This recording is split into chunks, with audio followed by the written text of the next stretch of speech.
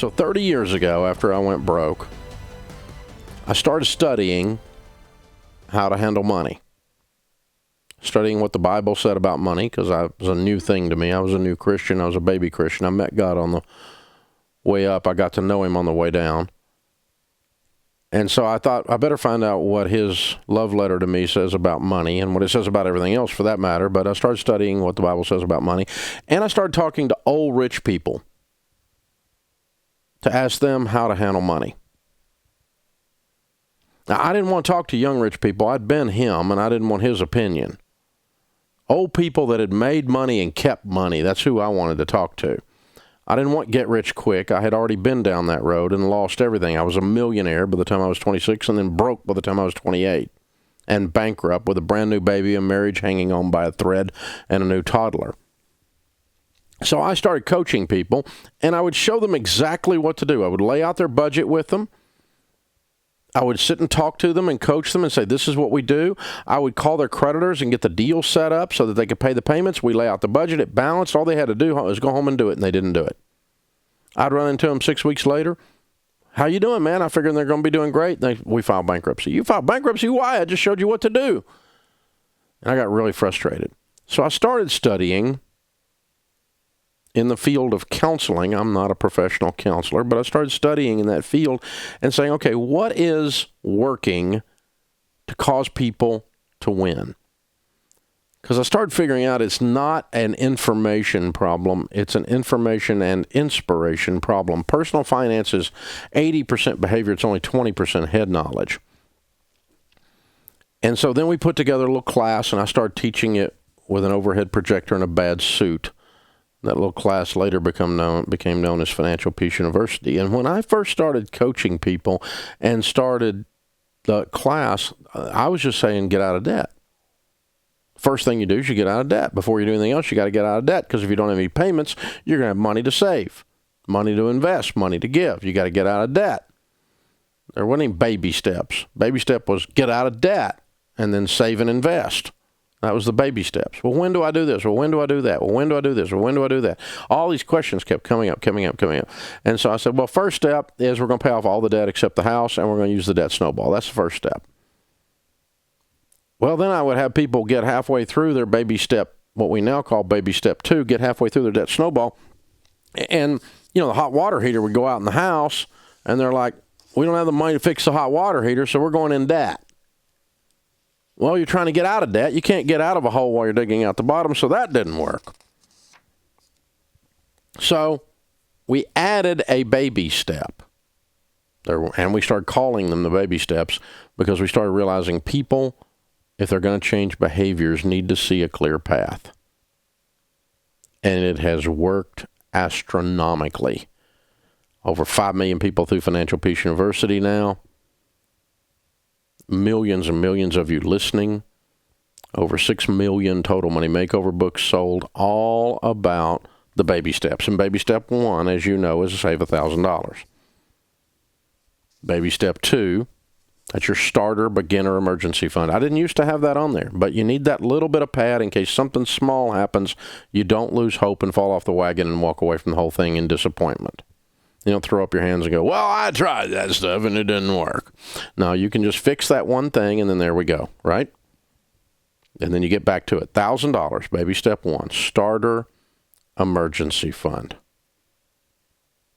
Then once you've done that, and you should do that like in a month, have a garage sale, pull money out of savings, whatever you do, immediately put $1,000.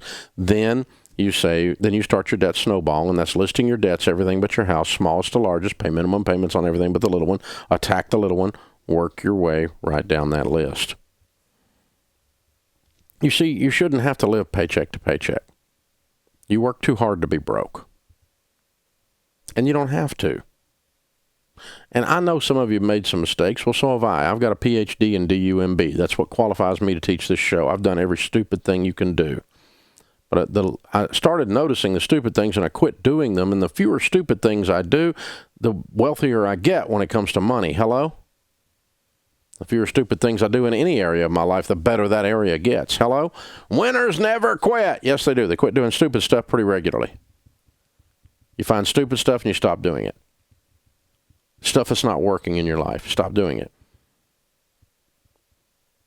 And you've heard me talk about these 7 baby steps for decades now. They work every time for everyone. Now, here's what's happened. See, I've been doing this so long that it usually takes about a month to do baby step 1, $1,000. Baby step 2, most people do in 18 to 24 months. So in under 2 years, almost everyone is debt-free except their home. Now, you may have an exception, but almost everyone's debt-free except their home if they get after it with gazelle intensity and focus and deep sacrifice. Then it takes about another 3 or 4 months to finish off your emergency fund, and then you're on to that's baby step 3 at 3 to 6 months of expenses. Then you're on to start savings 15% of your income into retirement, start your kids' college, and then you start working to pay your house off. Now what's happening is all these years later, millionaires are popping up everywhere. And we started doing a millionaire theme hour. And then it got us intrigued, and so we hired an outside research firm to research non-Dave millionaires, meaning people that have not followed me.